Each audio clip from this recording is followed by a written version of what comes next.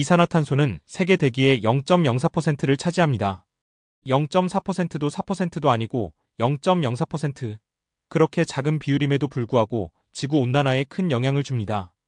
이처럼 이산화탄소가 지구기후에 엄청난 영향을 미치는 것은 지구 표면에서 방출되는 열을 흡수해서 우주로 빠져나가는 것을 막는 능력 때문입니다. 이에 관해 노스캐롤라이나 대학교 채플힐의 제이슨 웨스트 교수가 기고를 했는데요. 오늘은 웨스트 교수의 기고 내용을 소개해 보도록 하겠습니다. 1850년대에 이산화탄소가 기후에 미치는 중요성을 처음으로 확인한 과학자들도 이산화탄소의 영향에 놀랐는데요. 영국의 존 틴달과 미국의 유니스 푸트는 이산화탄소, 수증기, 메탄은 모두 열을 흡수하는 반면 공기 중에 훨씬 더 풍부한 가스는 그렇지 않다는 것을 발견했지요. 이들의 계산에 의하면 지구 표면에 도달하는 햇빛의 양보다 지구가 더 따뜻해지고 있다는 것을 발견합니다. 이들은 이렇게 들어오는 에너지 양과 나가는 에너지 양이 일치하지 않는 가장 큰 이유가 대기 중에 빠져나가는 열을 붙잡는 무엇인가가 있다고 주장했는데요. 이들의 계산에 의하면 대기의 99% 이상을 차지하는 질소와 산소는 열을 흡수하지 않아 지구 온도에 영향을 미치지 않는다는 것을 알게 됩니다. 오히려 대기 중에 매우 적은 양만 있는 가스가 열을 가두어 자연적인 온실 효과를 만들어냄으로써 지구 기온이 상승하고 있다고 주장합니다. 태양은 뜨겁기 때문에 주로 자외선과 가시 광선 파장에서 단파 복사 형태로 에너지를 방출합니다. 지구는 훨씬 더 차갑기 때문에 파장이 더 긴 적외선으로 열을 방출합니다. 그림은 파장이 짧은 감마선부터 파장이 긴 적외선에 이르기까지의 파장을 보여주는데요. 태양은 기온이 높기에 파장이 짧은 자외선이나 가시광선 영역의 파장을 가지는데 반해 지구에서 방출하는 에너지의 파장은 적외선 영역으로 파장이 깁니다.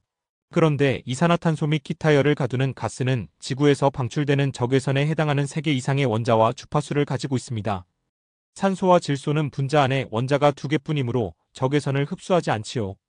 따라서 태양에서 들어오는 대부분의 단파 복사는 흡수되지 않고 대기를 통과합니다. 그러나 대부분의 나가는 적외선은 대기 중에 열을 가두는 가스에 흡수됩니다. 그런 다음 그 열을 방출하거나 다시 방출할 수 있고요. 일부는 지구 표면으로 돌아와 그렇지 않을 때보다 더 따뜻하게 유지됩니다. 그림처럼 지구는 태양으로부터 태양 에너지를 받고 들어오는 빛을 반사하고 열을 방출하여 에너지를 우주로 되돌려보냅니다.